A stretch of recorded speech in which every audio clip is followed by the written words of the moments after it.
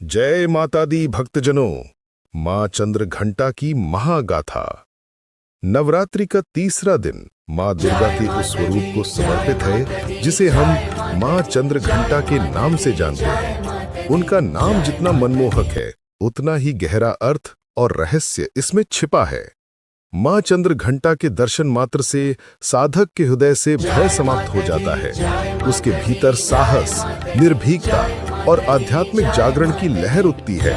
उनकी कथा हमें पौराणिक इतिहास से जोड़ती है, साथ ही ये सिखाती है कि जब जीवन में अंधकार बढ़े और अन्याय का बोलबाला हो तब धर्म की रक्षा के लिए शक्ति का जागरण आवश्यक है।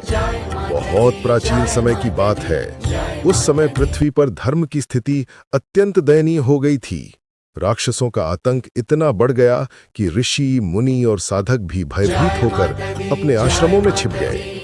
साधारण लोग भी घरों में छिपकर जीवन व्यतीत करने लगे। उस समय महिषासुर नाम का एक अत्यंत बलशाली और घमंडी राक्षस उत्पन्न हुआ। वो न केवल शक्तिशाली था बल्कि उसे ये वरदान भी प्राप्त था कि कोई पुरुष उसका वध नहीं कर सकता। इस वरदान ने उसका अहंकार बढ़ा दिया। उसने अपनी शक्ति का दुरुपयोग किया, चारों दिशाओं में आतंक फैलाने लगा। महिषासुर ने धीरे धीरे पृथ्वी, पाताल और स्वर्गलोक पर भी अपना आधिपत्य स्थापित कर लिया। उसने देवताओं को स्वर्गलोक से बाहर निकाल दिया। इंद्रदेव, सूर्यदेव, अग्निदेव, वायु, कुबेर, वरुण और यमराज सभी भयभीत होकर पृथ्वी पर भटकने लगे। देवताओं ने ब्रह्मा, विष्णु और महेश के पास जाकर प्रार्थना की। उनके नेत्रों से अश्रुधारा बह रही थी।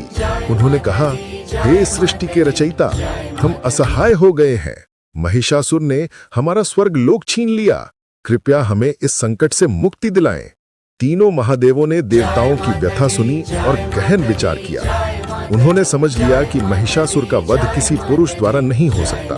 तब उन्होंने निर्णय लिया कि वे अपनी अपनी शक्तियों का संचार कर एक अद्वितीय और दिव्य शक्ति का निर्माण करेंगे। ये शक्ति स्त्री रूप में प्रकट होगी। वही शक्ति महिषासुर का अंत करने में सक्षम होगी। ब्रह्मांड में एक दिव्य ऊर्जा का संचार हुआ। चारों दिशाओं से तेजस्वी प्रकाश की किरणें फैलीं। यह प्रकाश इतना प्रचंड था कि देवता अपनी आंखें खोल नहीं पा रहे थे। धीरे धीरे एक अद्भुत देवी का प्राकट्य हुआ। उनका स्वरूप अलौकिक था। देवताओं के हृदय में आशा का संचार हुआ। उनके चेहरे पर करुणा थी, लेकिन नेत्रों में उग्रता और दुष्टों के विनाश का संकल्प झलक रहा था। ये थी आदिशक्ति दुर्गा। देवताओं ने उनका वंदन किया और अपनी अपनी दिव्य वस्तुएं उन्हें अर्पित की। भगवान शिव ने उन्हें त्रिशूल दिया, भगवान विष्णु ने सुदर्शन चक्र भेंट किया